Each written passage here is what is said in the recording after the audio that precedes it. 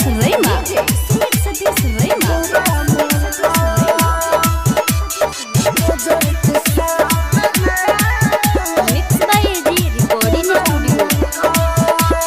दर दर खत्म में ठोकर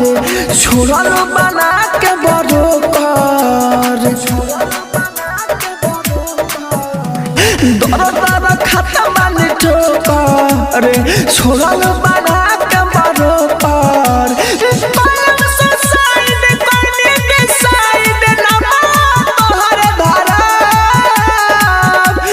नजर के सामने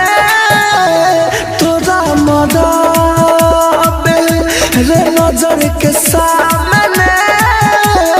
तोरा मोरा रिकॉर्डिंग स्टूडियो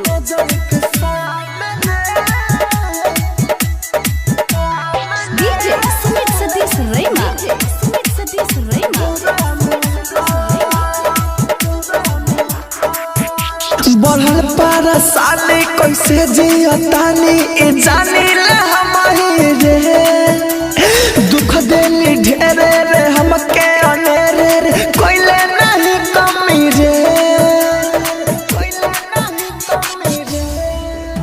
बढ़ल परेशानी कैसे जियतानी जानतानी हम रे दुख देली ढेरे रे हमके अनेरे रे कोइले नहीं कमी रे रही रही मारा तार ताना निको नहीं लागता रे खाना हम हतानी फिर से मनले है दिल से पानी के नियन बहाव नजर के सामने तोरा मदाब रे नजर के सामने तोरा मदाब